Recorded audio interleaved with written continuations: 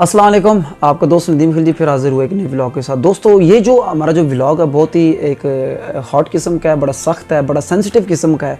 आपको पता है कि जो सलमान रुश्दी जो हैं उनके ऊपर हमला किया गया है और जहाँ तक मेरे माइंड में है कि वो मतलब कत्ल भी हो चुके हैं मतलब उस हमले में। तो इस हमले के ऊपर जो है ना इमरान खान जो है हमारे जो वज़ीर-ए-आज़म जो इमरान खान थे, जो इमरान खान साहब हैं, उन्होंने इस हमले की मज़म्मत की है।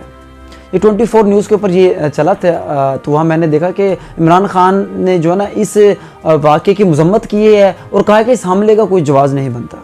अब इस बात को लेकर हमारे बहुत से भाई हैं, हमारे बहुत से दोस्त हैं जो ख़ास मज़हबी जमातों वाले हैं, वो कहते हैं कि देखें खान साहब बिल्कुल यहूदी एजेंट है, उन्होंने ये कर दिया, देखें वो तो जो है ना अब देखो अब जो गुस्ताख़ नबी थे नौज़ुबिल्लाह जो है ना उनको देखो उन पे उनकी मतलब उनकी फेवर कर रहा है कि उनके ऊपर हमला नहीं होना चाहिए था। तो यहाँ से वो एक पॉइंट निकाल रहे हैं। बिलाशुबा इमरान खान साहब ने हमेशा आप सल्लल्लाहु अलैहि वसल्लम की नमूज़ के लिए दुनिया के हर फोरम पर जो है ना आप सल्लम की जिस नमूज़ की जो इज़्ज़त की के लिए जो है ना आवाज़ को बुलंद किया, इसमें कोई शक नहीं है। लेकिन मैं ये समझता हूँ कि खान साहब ने अगर कोई इस तरह का, इससे पहले एक बात और नोट कर लें कि सबसे पहले ये देख लें ये ख़बर आया कि दुरुस्त है ये कि नहीं है, क्योंकि ये अखबार में छपा है, कोई बाकायदा कोई इसमें एक पूरा इंटरव्यू नहीं है जैसे कि वीडियो होती है।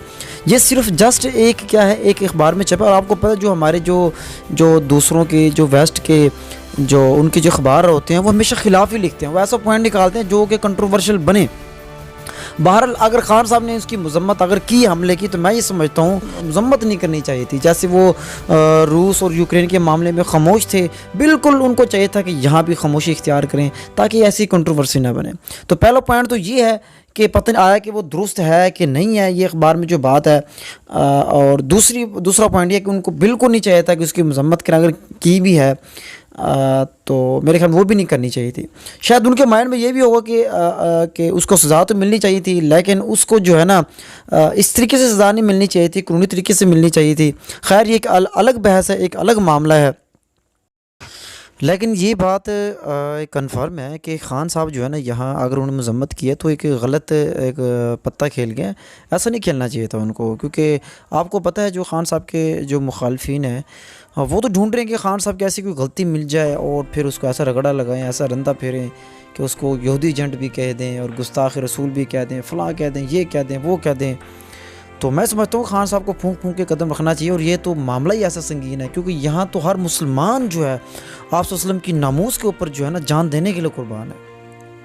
तो वो तो ये बात वो किसी सूरत भी बर्दाश्त नहीं करेंगे, किसी सूरत भी कंप्रोमाइज़ नहीं करेंगे इस बात के ऊपर कि नौज़ बिल्ला कोई हमारे प्यारे नबी सल्लल्लाहु अलैहि वसल्लम की नामूस पे कोई उंगली उठाए।